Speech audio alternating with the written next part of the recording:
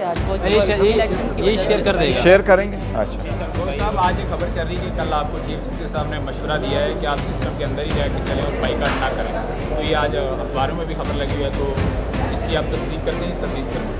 देखिए, कल आज मैं कोर्ट में आया हूँ। हमारे जो कंप्लेंट हमने फ़ाइल कर दिया था 26 नवंबर के सिलसिले में, उसमें आज डेट हो गई है 15 मार्च की डेट हो गई है, क्योंकि आज Islamabad high court bar association के इलेक्शन है, वकला सारे बिजी हैं, अदालतों में आज काम नहीं हो रहा, लिहाजा हमने शॉर्ट पॉसिबल डेट की रिक्वेस्ट की है। जज साहब ने हमें 2 हफ्ते की डेट दी है। इंशाल्लाह ताला नेक्स्ट डेट पे आगे हम प्रोसीड करेंगे।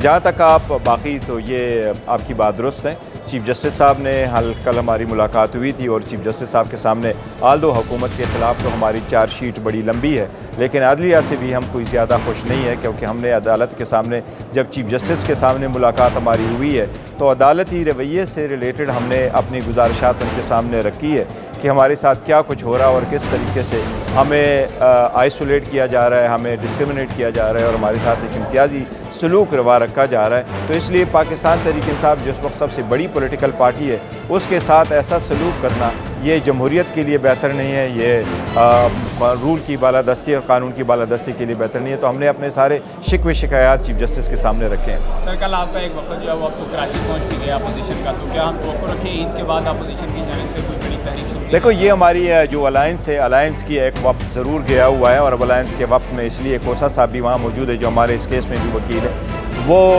ये हमारी तहरीक तो ज़रूर चलेगी, और तहरीक का पहले खान साहब ने ऐलान कर लिया था, लेकिन ये हमारी सारी जो अपोजिशन पार्टीज़ है उनके साथ हम अलायंस बनाने जा रहे हैं, और इस अलायंस में इंशाल्लाह सारी पॉलिटिकल पार्टीज़ को एक 1 पॉइंट एजेंडा पे इकट्ठा करेंगे कि कानून की बालादस्ती के लिए, जमहूरियत की सही बहाली के लिए और अदलिया की आज़ादी के लिए हम एक जैसा तहरीक चलाएँ, ताकि आइंदा कोई वोट हो तो वो चोरी ना हो और वो काउंट भी हो और हकीकी मानों में जमहूरियत आ जाए। तखीर का शिकार नहीं होता हुआ नजर आ रहा है? बताइए। तखीर का शिकार नहीं होता हुआ? नहीं, देखो, पॉलिटिकल पार्टीज़ होती है, हर पार्टी का अपना एक मंशूर है, उसके मुताबिक चलते हैं, और फिर हर पार्टी का अपना एक इंटरनल प्रोसेस है। जब वो हमसे मिलते हैं तो फिर वो अपने उनकी जो जनरल काउंसिल होता है और बॉडी होता है, तो उनसे वो मशवरा भी करते हैं। तो इसमें ऑब्वियसली पॉलिटिकल स्ट्रगल, इसमें थोड़ा टाइम तो लगता है, लेकिन उम्मीद है अब इतना टाइम नहीं लगेगा, बहुत वक्त ऑलरेडी हो चुका है। देखिए, जहाँ तक मुज़ाकरात का ताल्लुक़ है, तो हमने तो बड़े खुले दिल के साथ मुज़ाकरात शुरू किए थे, और चाह यही रहे थे कि मुज़ाकरात के ज़रिए से ही सारे मसाइल का हल ढूंढा जाए।